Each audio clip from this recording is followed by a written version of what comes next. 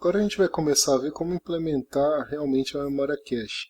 Quais são os elementos importantes de desenvolvimento, as escolhas corretas de implementação.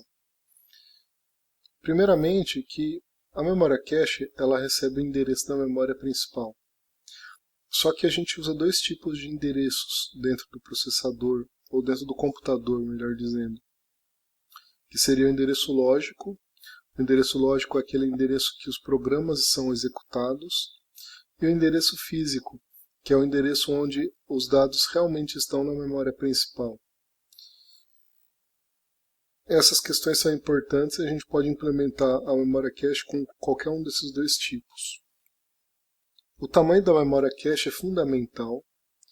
A gente vai ver que usando caches maiores a gente acaba tendo caches mais lentas. Normalmente, né? A gente pode tentar acelerar. Também tem funções de mapeamento. Essas funções são usadas para a gente saber como mapear um bloco da memória principal numa linha de memória cache. Algoritmos de substituição de linha de cache. Por acaso, se a gente tiver que substituir um conteúdo de uma linha por um outro bloco da memória principal, a gente tem algumas maneiras de a gente fazer essa substituição. A gente vai ver também políticas de escrita. A gente vai escrever só na memória cache ou vai propagar essa escrita diretamente até a memória principal? Quais são os prós e contras disso? O tamanho da linha é uma decisão muito importante do desenvolvimento. Quantas palavras a gente vai guardar em cada linha da memória cache? E, consequentemente, qual vai ser o tamanho do bloco da memória RAM também. E o número de memórias cache. Hoje em dia é unanimidade, né, que nos processadores complicados, nos de propósito geral, que a gente vai ter pelo menos 3 níveis de memória cache. E a gente pode usar caches unificadas ou divididas. Nesse caso a gente está falando aqui de caches que são exclusivas para, quando é dividida, no caso, para usar dados e instruções, e se for unificado a gente pode ter as duas coisas numa mesma memória. Primeiramente a gente vai pensar assim, onde nós vamos colocar nossa memória cache? A gente tem duas opções de implementação. Primeira, a gente vai colocar a memória cache entre uma unidade que chama unidade de gerenciamento de memória e a memória principal, ou a gente pode colocar a memória cache entre a unidade de gerenciamento de memória e o processador. Qual é a diferença de colocar ela nesse lado ou desse? Desse lado aqui, a memória cache vai trabalhar com endereços lógicos. Seria endereços que são usados pelo próprio processador, no caso, que são endereços de programa. O processador ele não trabalha com endereços de memória exatamente igual, endereços físicos. Ele trabalha com endereços lógicos, que são endereços que você dá ao programa assim que você carrega ele para ser executado. O endereço físico já é o endereço de onde o programa está na memória. Tá? E tem vantagens e desvantagens de você usar a memória cache aqui ou aqui. Quais seriam esses? Vejam, tentem parar para pensar, né? Só vou falar um pouquinho o que essa unidade de gerenciamento de memória faz. Ela traduz o endereço lógico para endereço físico. Tentem pausar o vídeo agora e pensar nas consequências de colocar a memória cache aqui ou aqui. Como eu disse, se você colocar a memória cache aqui, você vai ter a vantagem de que, lembrem, você não tem um programa só executando no seu processador. Muitas vezes você alterna a execução entre um programa e outro. Por exemplo, você tem no seu computador executando lá o browser, o sistema operacional, tocando uma musiquinha. Então, nesses casos, você vai ficar executando várias coisas dentro do seu processador. E normalmente você pausa uma para executar um pouquinho a outra, dá a aparência para vocês que tudo está sendo em paralelo. mas nem tudo é em paralelo. Mesmo no multicore, né, você não tem um número de cores suficiente para executar cada programa num core diferente. Então, vantagens de você colocar a cache aqui. Se você está usando endereços físicos, os endereços lógicos dos programas, eles podem ser o mesmo dentro de programas diferentes. O endereço 5 dentro de um programa pode ser uma coisa, o endereço 5 em outro programa pode ter um significado também. Então o endereço lógico ele depende também de você saber qual que é o processo ou o programa que você está executando. E nesse caso, se você está usando memória física, você vai saber exatamente qual é o endereço e distinguir entre qual processo que você está acessando. Já nessa implementação aqui, você vai trabalhar com o que a gente chama de cache virtual. Por quê? Porque o endereço lógico é um endereço virtual também. E aí, nesse caso, você não tem tradução do endereço, você acessa a cache diretamente. Só que aí, quando você vai trocar de processo, você precisa ter um cuidado especial com a cache. Porque se você continuar acessando os dados que estavam aqui e referenciando pelos endereços lógicos naquela tag que a gente viu, a gente pode, por acaso, sem querer acessar uma linha de cache que a gente acha que é o mesmo endereço, mas é de outro processo, que tem outro endereço físico fora. Tá? Mas então qual que é a vantagem de usar esse aqui e desvantagem?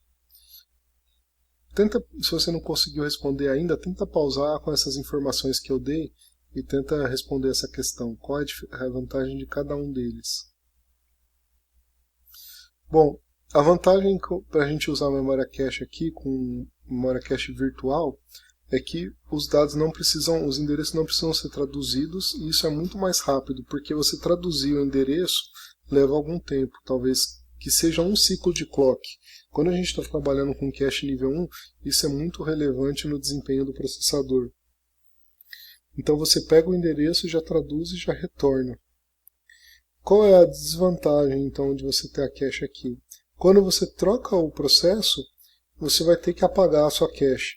Você não tem como manter aqui um registro de endereço, porque você pode ter dois endereços lógicos iguais em dois programas diferentes. Então, trocou o processo e apaga toda a cache. Se voltar no anterior, você vai ter que apagar de novo, você já não tem mais nada aqui nessa cache, você tem que buscar tudo na memória de novo. E isso fica muito caro. Agora, a desvantagem de você usar aqui, então, como eu falei, é o tempo que demora para traduzir. Você vai ter que, no acesso a cada elemento de memória, você vai demorar mais. Qual é a melhor solução? Tem alguma? Dependendo do nível de cache. Normalmente, as caches de nível 1 são usadas caches virtuais. As outras caches, que são mais lentas, elas permitem a tradução, porque você vai fazer a tradução enquanto você acessa a cache de nível 1. Se não encontrar aqui, você já tem o endereço físico calculado, e aí você já começa a acessar as outras caches ou até a memória principal. Então, cache nível 2 em diante normalmente é endereço físico, cache nível 1 normalmente é endereço virtual. Tá? Essa que é a implementação que normalmente se usa hoje. Aqui está uma tabela, tá, da implementação de caches. E vocês vão ver aqui a evolução, né? Por exemplo, aqui tem um i7 um pouco antigo de 2011, mas ele já tinha os 3 níveis de cache que a gente usa. E são poucos kbytes, né, que tem a memória cache nível 1. Ela é bem pequena. A cache nível 2 ela tem mais ou menos 10 vezes o tamanho da de nível 1, e a de nível 3 tem 10 vezes o tamanho de nível 2. Agora, da de nível 3 para memória RAM, aí já são muito mais ordens de magnitude, né? Tem um motivo, né, de a gente ter todos esses níveis de cache. Esse primeiro nível de cache, nível 1, por que a gente usa ele? E por que separado, né? Aqui a gente separa ele entre instruções e dados. A gente tem cache de nível 1 separado, por quê? Porque normalmente a gente vai acessar as duas memórias de dados e de instruções ao mesmo tempo. Se vocês se lembrarem do pipeline que a gente implementou lá, e o superescalar, a gente está acessando a todo instante, pelo menos fazendo 2 acessos, um para a instrução e um para dados da memória, tá? Se a gente for usar load store. Então é muito importante a gente ter essa estrutura aqui.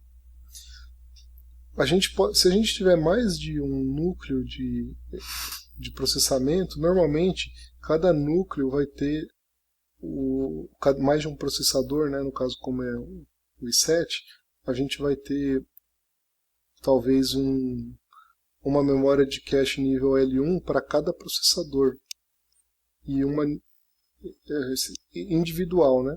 Por quê? Porque cada processador está executando um trecho de código diferente ao mesmo tempo. A cache de nível 2, ela já é uma cache que ela vai salvar se a cache de nível 1 não for encontrada. Ela demora bem mais para acessar, mas olha o tamanho dela. Normalmente ela tem dados e instruções que estão além de um contexto, né? Aqui você pode ter talvez um trecho de programa, aqui você vai ter provavelmente boa parte do programa, se não o programa inteiro. E aqui você vai ter vários programas armazenados dentro da cache. Quer dizer, você carregou o programa na memória principal. A primeira vez que você acessou ele já vai estar na cache nível 3. E talvez ele vai ficar lá por um bom tempo e nem vai sair de lá até você terminar ou fechar ele. Ou pelo menos trechos dele, né, vão ficar ali. Agora a cache nível 2 e nível 1 vai ter o programa que está sendo executado no momento. Normalmente é isso que se faz. Ou vai ter trechos de programa e aqui vai ter o trecho que realmente você está usando no momento. E aí, então essa é a questão de implementação, né? Aqui tem um exemplo de cache nível 4, um mainframe da IBM, né? O Z Enterprise. Ele tem nível 3, cache nível 3 de 24 MB e cache nível 4 de 192 MB. A cache nível 4, normalmente você usa ela para você comunicar entre grupos de processadores ou você até fazer comunicação de memória entre CPU e GPU compartilhada. Algumas implementações usaram o cache nível 4 para isso. Então eu vou entrar em mais detalhes de GPU mais para frente. Mas aqui tem um quadro geral da evolução, né, desde 1968, os primeiros processadores que usavam o IBM 360, né, que usavam cache, e a evolução deles até nos dias de hoje. Um 486 tinha memória cache nível 1, já um Pentium já tinha nível 1 e nível 2, né, e um PowerPC G4 também. Agora o Pentium 4 ele já tinha nível 1 e nível 2 também, e depois a partir do Itanium e os Is já tinham, i5 e 7 já tinham todos cache de nível 3. E essas caches, o desenvolvimento delas é interessante também. Inicialmente, quando você implementou as primeiras caches, provavelmente o que acontecia? Você não conseguia colocar a cache dentro do processador, porque o processador tinha poucos elementos lógicos, o processador tinha pouco espaço, poucos transistores, e você tinha que implementar a funcionalidade de transistor. Então a cache ela ficava numa memória externa mais rápida que a memória principal. Mas com o crescimento dos processadores, que é essa lei de Moore, né, você acabou chegando um momento que essa cache externa fica lenta em relação ao tempo de execução do processador, você joga a cache dentro do processador.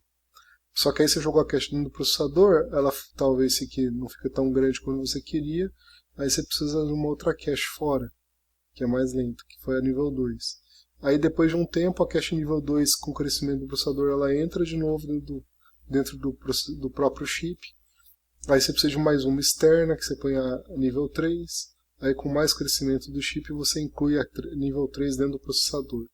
Até a nível 4 já tem implementações com a cache toda dentro do processador também. É possível fazer isso, tá? Quando você tem um multicore com vários núcleos.